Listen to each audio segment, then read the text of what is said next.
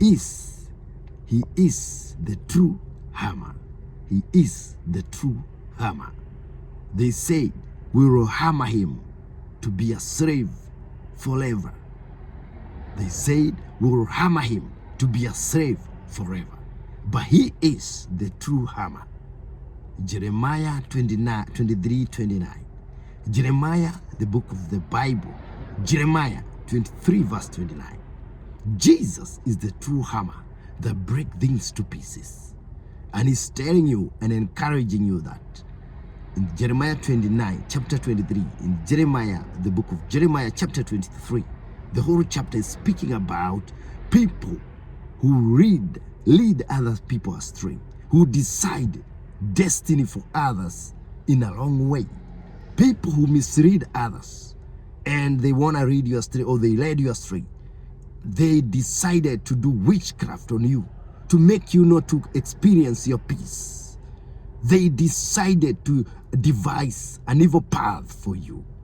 Jesus is saying, I am the true hammer, and I will hammer you to your praise, and will hammer them and destroy even those forces that they hammer you, the forces that hammer you to alcoholism, to immorality, to smoking. They hammered the forces of darkness controlling, and you are not able to control. Jesus is saying, I'm restoring you and praising you to where you belong. Jeremiah 23 verse 3 to 4.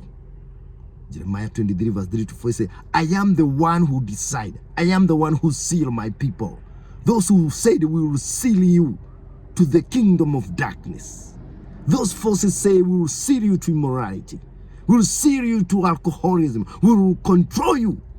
Sealing meaning we will control you. We will carry you through immorality, through hopelessness, through wrong mood. Jesus is saying, Jeremiah 23, verse 3 to 4, there that I am the one who hammer. I am the one who will bring my people to where they were supposed to be. The whole of Jeremiah 23 is speaking about false and true prophet. False prophet, misleaders, drifters, and the true God. God is saying, Jeremiah 23, I am raising a branch that will bring people and show people the right way.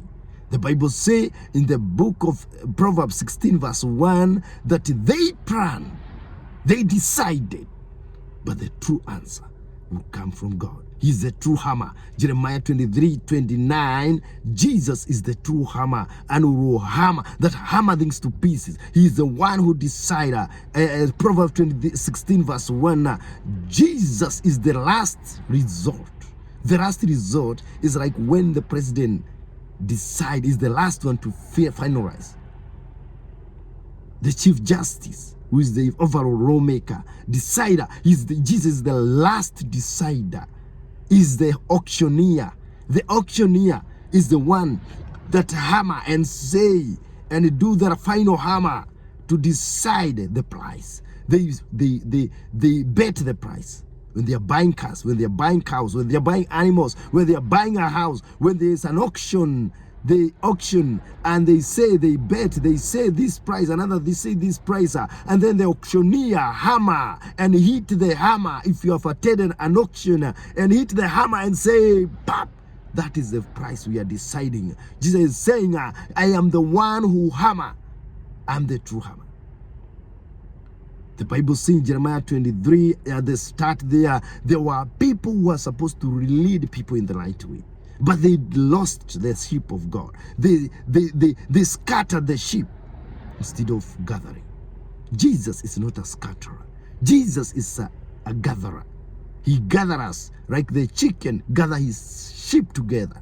His chicken, like the chicken gather its chicks together. Jesus is the gatherer. Jesus is a peacemaker. Jesus is a lawmaker. Jesus is a comforter. Jesus is a merciful God. Jesus is a lightful God. Jesus does not mislead people. They said we will mislead Joseph to slavery. They said they will mislead people to Baal worship during the days of Elijah. They said they will mislead Daniel, saying Daniel to worship an idol of the King Darius. They say they will mislead the 3 Jews, and if they don't worship the graven image, they'll be put in the fire. They'll be 7 times hotter.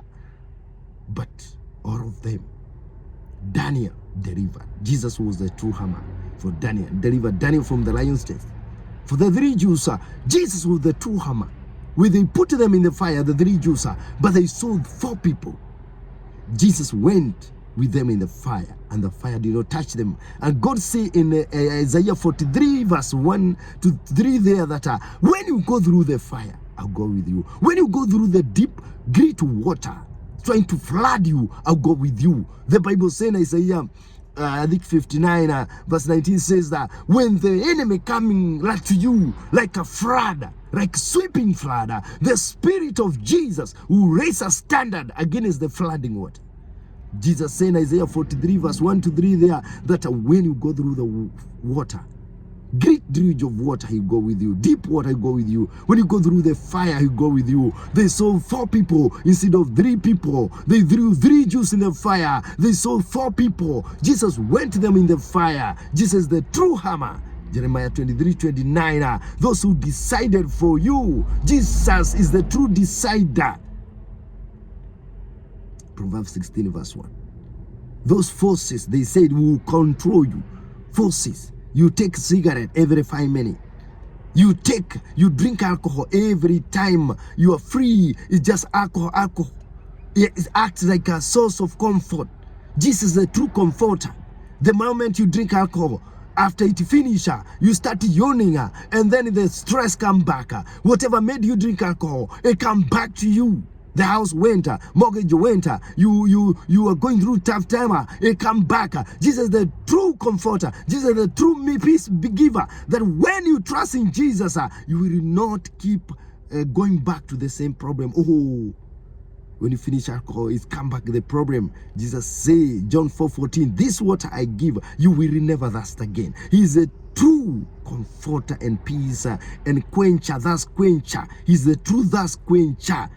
John 4:14, the Bible says in Matthew 11:28, come to me and drink. Come to me those who are burdened by demonic desire of alcoholism, immorality, to smoke, and I'll give you rest. The true rest comes from God, the true peace. Anything that said it will take you, it will carry you, it will mislead you, whether it's a force, a desire, a person. Jesus, the true decider, and He's saying, come to me and I'll give you rest. Come to me and I'll deliver you. Jesus said, I will deliver my people. I am the one who saved my people. Jeremiah 23 verse 3 to 4, 5 there. I am the one, but they say they are the one. Those forces, those people. 2 Corinthians verse 1, 2 Corinthians verse 1, 20 to 21. Jesus said, I sealed you, not them. Not those forces, not those people. I sealed you and I own you, and I put my Spirit inside you as a symbol of my seal. There's nowhere say people will seal other people. They decide, they devise a means to make you fall. But Jesus said, standing on the promises of God, I cannot fall, I cannot fall. Standing on the promises of God. Standing on the promises of God. Psalm 11 verse 3, Psalm chapter 11 verse 3, Jesus knew they are coming, either forces or people, to destroy your foundation, to destroy your marriage, to destroy your ability to walk in a straight line, to remove your leg, to remove your feet, to remove your platform, to remove your standing. Things like money, economy, family, working, marriage, job, they make us look like we are standing. They are foundation. And Jesus say in Psalm 11 verse 2-3, when they break the foundation, I take over my people. I stand them. They say that St. Paul will live in prison forever, but he was more happier than those who are not in prison. He was the one encouraging them, because when they break the foundation, they say, you will never live like other people. Paul, you'll never. You'll always live in prison. He wrote almost the whole Bible. He was the one advising even the married, yet he was not married. What does this say? The true meaning of life and peace and sense of belonging and ability to keep moving and to see life is making sense, it comes from God. And God said also in John 4:14, Psalm 1, 2-3, Jeremiah 17, 7-8, John 10, verse 10b, or sentence number 2. He's the true God who gives us ability to feel we are standing. Many don't sleep to find how they can stand in life. Standing to them is marrying somebody who will work well with them, to buy a house, to have as much money, to accumulate wealth. But Jesus say in Psalm chapter 127, verse 1 there to 2, that Jesus give his people sleep. He give them peace, satisfaction, contentment. They keep feeling life is meaningful. But when you keep reading there, Psalm 127 say, people don't sleep. They work 24/7 looking for peace that they will never get. Because we need money to pay bill, we need money to meet our need, but we will never satisfy our ability to feel we are satisfied, we are contented. That you see politicians running for political seat, yet they have money they can eat for years and years, and without even working, they are not contented. Jesus said they don't sleep. Psalm 127 verse 1, God give those who love sleep. If you depend on God and not money, not people, you will always feel the need to keep going. Jeremiah 17, 5-6, if you depend on people, on money, on created things, you will never feel satisfied. You will never feel peace. You will never feel contented. Jesus said you will dwell in parched places, dry places. But when you depend on God, you feel life have meaning and purpose. You feel when you walk to park, it makes sense. When you listen either a song, you watch a movie, you walk around in your area, you feel it makes sense. You feel you want to work, you want to cook for your children, you want to do general house cleaning, or when you're not working, you don't feel lazy, you don't feel raw mood when the life of God have come on you, that the people of God were made dry, like a dry bones in a valley. Hope was taken, mood was taken, energy was taken. But when God came back, they were revived again. When God comes, you not live like dry bone. You feel hopeless. You feel worthless. You feel the need to keep going. You feel the need to wake up early and pray. You feel the need to wake up early and prepare to go to work. You feel the need to empower people as a teacher, as a doctor, as a nurse, as a bishop, as a pastor, whatever gift you have been given by God to build the nation of the world. This is our God. They decided those forces, they will carry you.